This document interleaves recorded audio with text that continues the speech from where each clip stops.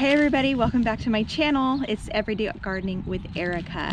Guess what? Today is Friday! Yay! I'm so happy that the week is over with. I don't know about y'all, but I have been looking forward to the weekend.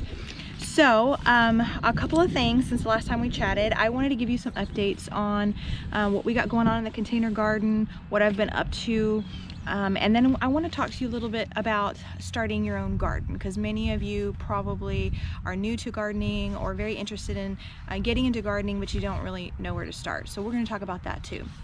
So the first thing is, I actually worked on a small little project at my mom's house, and I'll put the picture up, and these are the before and after pictures of her patio, and I wanted to do something special for her, so I went ahead and did a little patio makeover. So that was fun, and I know she really appreciated it as well. I think we all need to brighten up some of our spaces every now and then just to mix it up. So that was a fun little project. In addition to that, I got to stop by the house today and check on the progress. I will put a picture up right now, and the outside looks really nice. I love how the colors are coming together, the grays and the rock work. And then the inside, they actually already put up the sheetrock, and they have finished the stone on the fireplace as well as the island. So it is moving along, and I am so excited to get started on the next chapter in our lives, especially when it comes to the garden, because there's so much space to be able to garden. So anyway, let's jump into the subject of the video today. Okay, so I am coming to you outside in front of my little container garden. It is almost 7 o'clock in the evening and is heavily overcast. There's some sprinkling going on, so I got my little rain jacket on. And we've had quite a bit of rain off and on throughout the week, which is really great for the plants, but not so great for the kids or even the adults that want to get out of the house and enjoy the sun. So that's kind of the weather we've been experiencing lately. So let's talk about beginner gardening stuff. So you want to start a garden and you don't know where to start. Well, let me go ahead, and I've got my notes here so that way I don't miss anything important.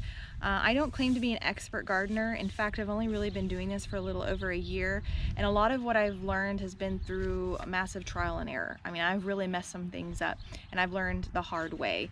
Go back to my pruning your tomatoes video and you'll see I had no idea that you had to even prune those guys, and how it got out of hand. So I will tell you that as you embark on this new adventure of gardening, you're going to find that you're going to learn a lot of the stuff through making a lot of mistakes, and that's just kind of part of it.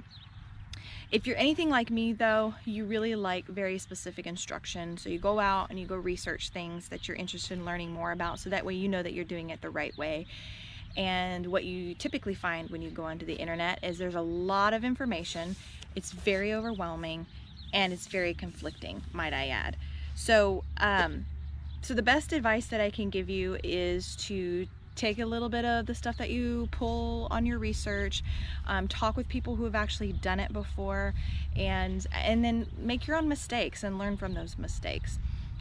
But don't let all of this information overwhelm you to the point where you're just unable to even try, because that's the worst thing that you can do. So I encourage you to give it a try, because I think you're going to learn a lot about yourself and just learn a lot about growing your own food, and how rewarding of a process that is. So definitely need to do it, and don't get overwhelmed, because I get it. Everybody gets overwhelmed when they try to research it. Okay, so I'm going to probably do this in a couple of series, because there's a lot of information to share with you. And again, a lot of the information that I'm sharing with you is pulled from my own experiences, my own area, and what I've learned in my zones, and we'll talk about that. And then also some research that I've done to share with you as well. All right, some basic information. First thing to know if you're going to start your garden, you need to know what your planting zone is. So the USDA has a hardiness zone map that they publish, and this determines the range of climate conditions for your respective areas. And this relates to the plant growth and the survival rate. So for example, I am in central Texas, and this is in zone 8B. What that means here is that the summers are a lot longer here. It's very, very hot, very, very humid, especially after a rain. The winters can be pretty cold, but it really depends, because like this past winter was very mild, whereas the winter before that was pretty cold, and we've actually gotten snow here in South Texas, believe it or not. So the truth is, Texas weather really just can't be predicted, but they do the best that they can. So 8B weather, again, long summers, very hot, very humid.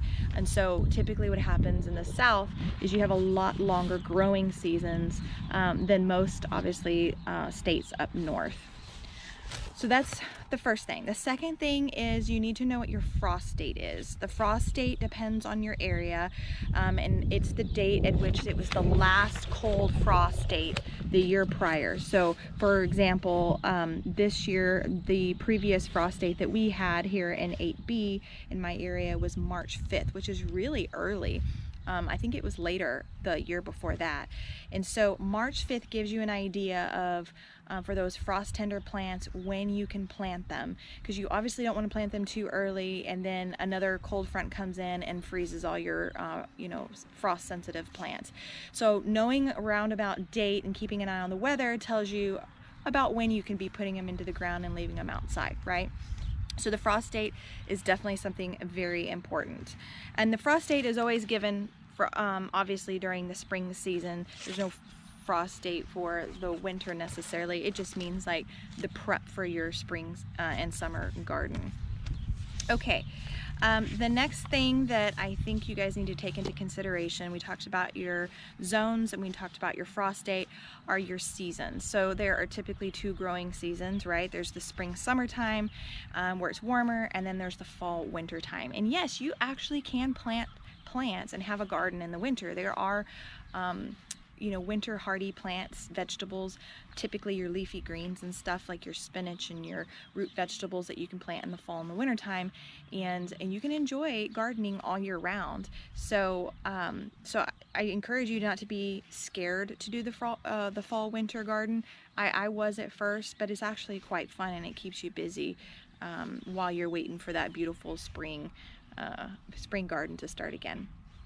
So depending on your area will depend on how long your seasons are, right? So I mentioned that 8B has longer summers, warmer seasons, so we're able to plant a lot sooner and extend it out a lot longer than your more northern zones that typically get cooler a lot earlier in the season.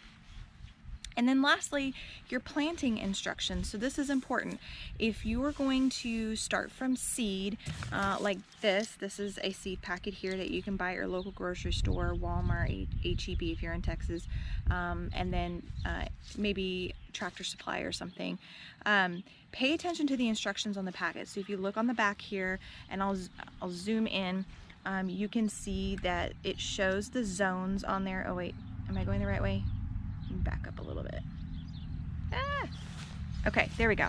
So you can see that the zones are listed on the back, and it tells you about what time in the year that you should be planting this vegetable.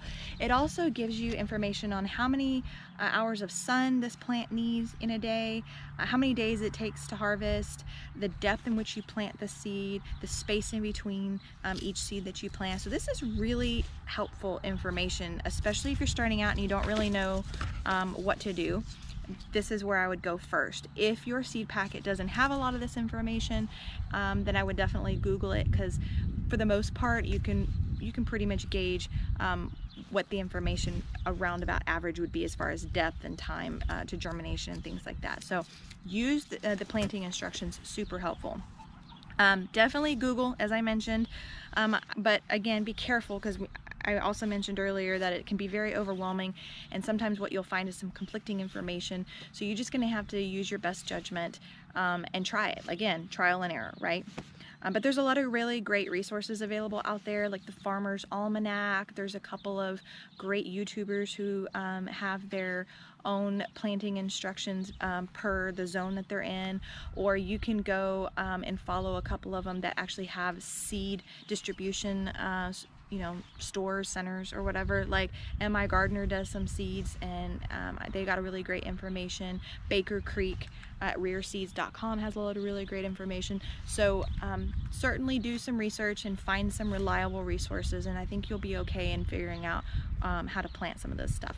But remember, you know, you tend to get a lot more involved when you're interested in this hobby. So I would give yourself some grace and give yourself some time. Gardening is about patience. It's definitely, I would say, a learning school ground, if you will, for learning a lot about patience and sowing and reaping and harvesting. And there's a lot of life lessons in gardening that I'm still figuring out as I embark on this adventure. So those were the 4 things that I wanted to cover with you today, which are the planting instructions, the seasons, planting zones, the frost dates, just to get you started. Those are the basics, I feel like. And then next time, what we're going to talk about is where to plant and where, you know, how to plant. There's a lot of different methods that you can plant into. So hopefully you found this information a tad bit helpful. Again, I'm not an expert in this. I'm learning this just as many of you are, or as many of you are embarking on a new growing your own food adventure. I'm doing the same thing. And I have over time of the 1.5 years that I've been doing this, kind of trying different things. So I've done the container garden, as you know, and then I've also done raised bed gardening, and that's been really fun too, to learn a lot about that. And so my next adventure in this new property is going to be the in-ground gardening, to see how that goes, because that really intimidates me for some reason. Less control of the environment, I feel like, maybe.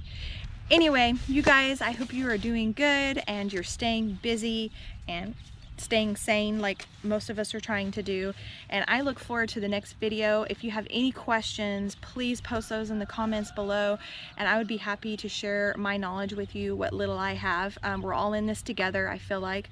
And please subscribe and share if you can. If you know somebody who's interested but maybe in the same boat you're in with being overwhelmed and not really knowing kind of where to start, maybe we can all learn together, and I encourage you to share this video as well.